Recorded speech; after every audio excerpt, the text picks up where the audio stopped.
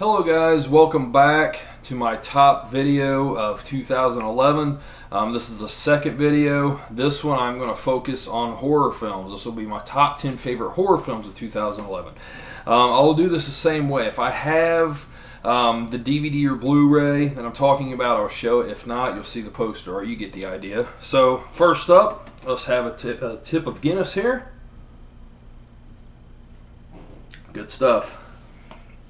Let's get right down to it. Number 10, The Collective Volume 2. This is a very interesting and awesome independent film from Jab Pictures. It's a very cool concept. It's 10 short films by 10 filmmakers. And each short film is 10 minutes long, and it tells it's like the plot premise is just about a little box. And basically what it is Jab Pictures put that out there, and the filmmakers, they just run with the idea, whatever they want to make the movie about, as long as it revolves around that little box. There's a lot of really great entries in this all the way around, just some really good stuff, very inventive ideas, a lot of creativity, but this is a very awesome movie to check out, guys. Excuse me. So yeah, that is The Collective Volume 2 coming in at number 10. Number 9, Troll Hunter out of Norway. This film really took me by surprise. The whole handheld, shot on video, stuff like that. It's been done so many times. It's very hard to do it where it's creative, to where it can really capture your attention, to where it can pull off something new that hasn't been done before. But Troll Hunter actually succeeds in that. I was really surprised with this film. This got a lot of buzz last year, and for good reason. It's a very entertaining film. It's a film that when I started watching it, I was just drawn in right away, right from the beginning, and I never lost interest in it at all. It kept me entertained for a good hour and a half. Definitely a good film worth checking out. That is Troll Hunter.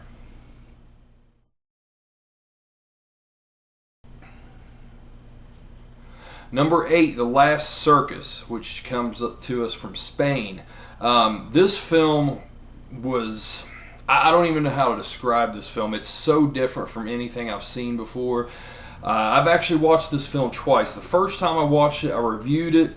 I gave it a so-so review. I watched it a second time, and just like I predicted in my review, I liked it a lot more a second time around. This type of film, it's just really different.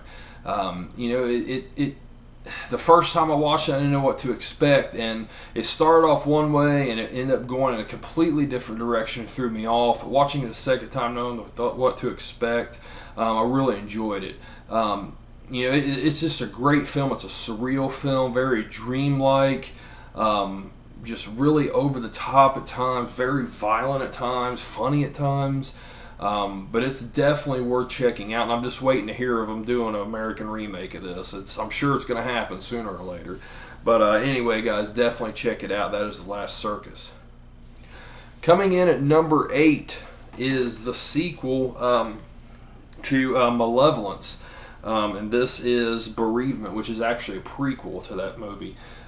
Very awesome slasher film about a killer that ends up training this little kid to become a serial killer. It's a very twisted film. Some parts of it are kind of hard to take in. It's got some pretty warped shit going on in it, but very entertaining film still. It's an awesome film. It looks great. It's shot well, acted well. I just really like this one a lot, guys. And I would say definitely give this a shot. Check it out. That is Bereavement. Coming in at number 6, I picked this film up on Amazon UK.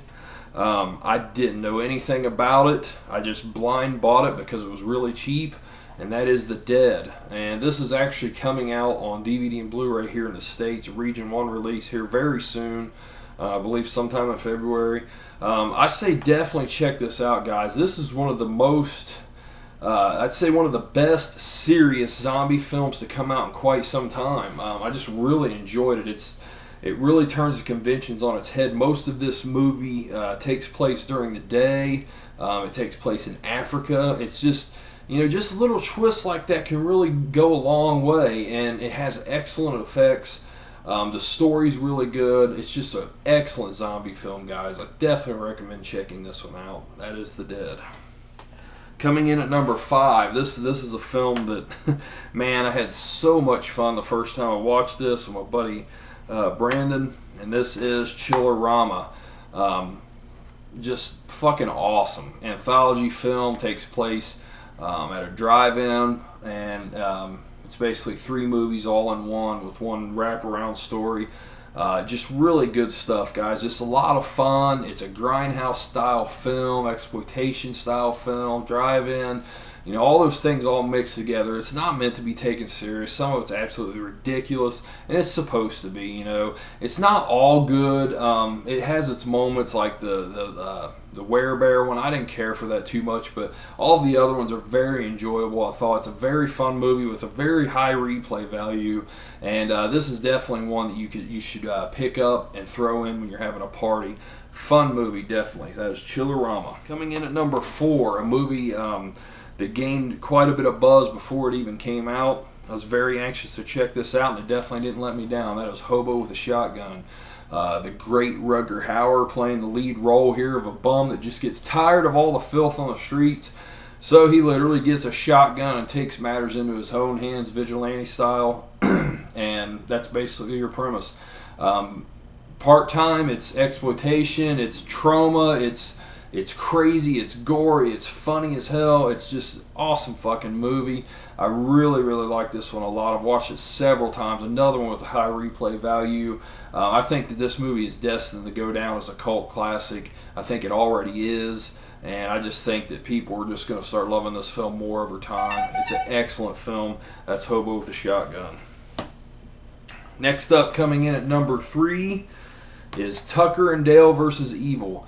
This is a film that kind of just came out of nowhere. I mean, I remember just vaguely hearing stuff about it in the past, like how they were trying to get the movie released, and it just, nothing ever happened with it, and it kind of sat on the shelf. Well, then it ended up getting pirated, and you know, and finally it got a DVD Blu-ray release, and the rest is history from there. But, you know, terrible name, guys. I really don't like the name of this movie at all, Tucker and Dale versus Evil. It makes no sense. You know, it's 2 hillbillies that just want to have fun, drink beer, and go fishing, and these teenage kids come out there and they start telling stories about people in the woods and all this shit, and they see them, they think they're a threat, and they start trying to kill them because they think that they're going to get killed by the hillbillies. And it's just all sorts of fun. It's very clever. I think it's funny as shit, man. It's kind of like, you know, Shaun of the Dead in a way. Totally different premise, but it's clever like that film. Definitely one of the best films from this year, Tucker and Dale versus Evil.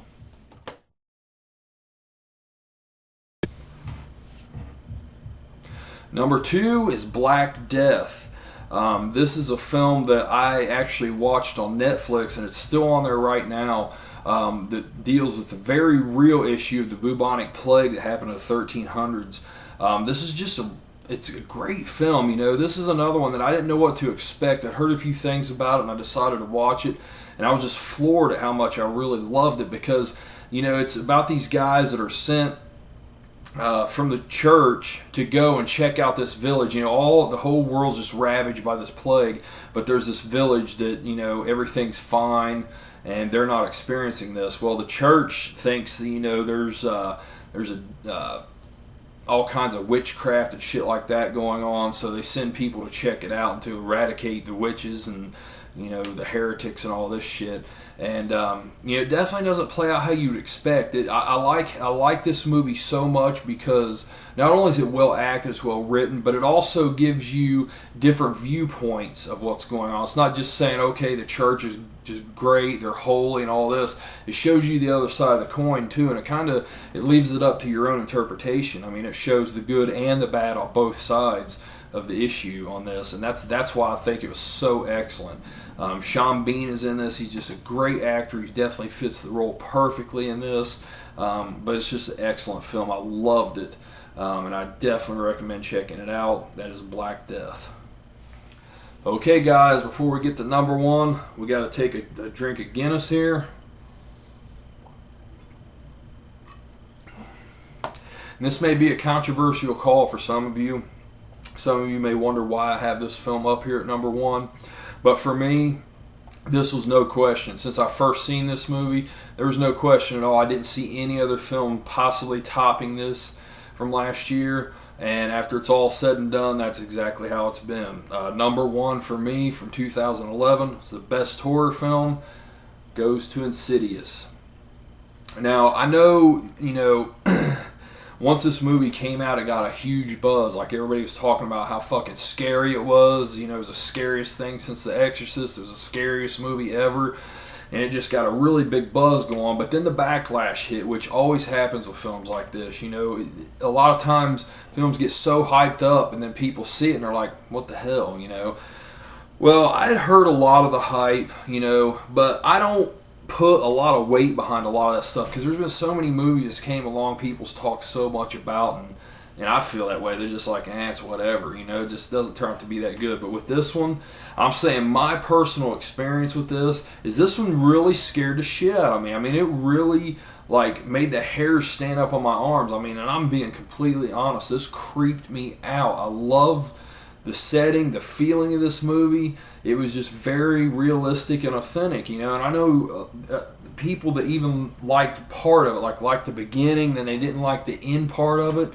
I can see that because it does take a twist that, can be hard to take and be hard to accept, but I liked it. I really liked the twist in it. I really liked how the story, it shifted gears. It started off one way and then it goes completely different.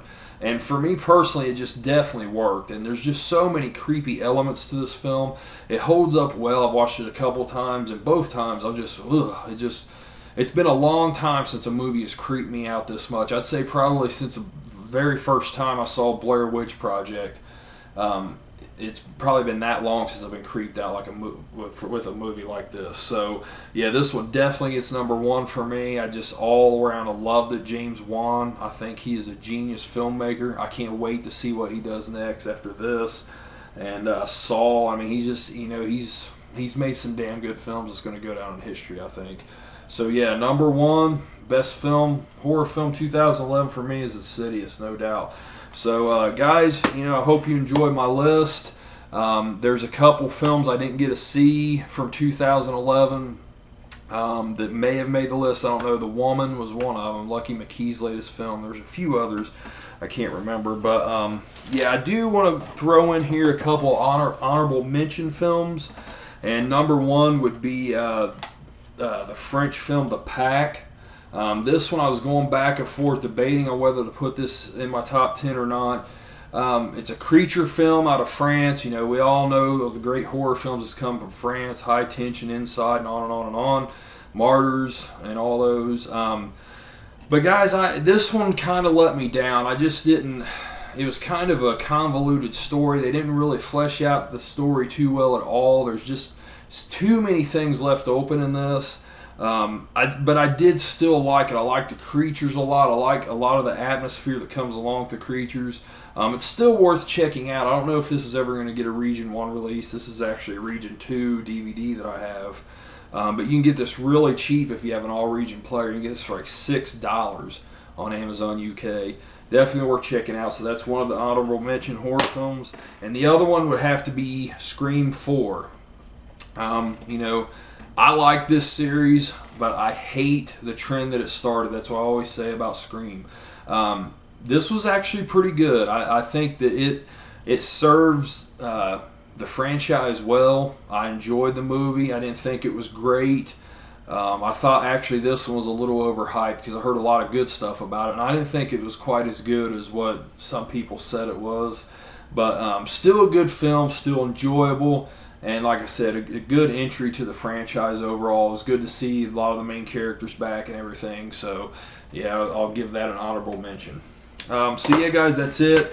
I think, a lot of people complain about the horror genre in 2011. I think it was a great year. I think all these films are definitely worth checking out. And, in 2010, I couldn't even come up with a top 10 horror. That's how bad I think 2010 was. This year I could. So I definitely think 2011 was a better year. And cheers to a better 2012. I am Jason. I appreciate you guys watching. I hope you all are taking care, having a good time, having fun, all that good stuff. So cheers, rock on. I'll talk to you later. Bye.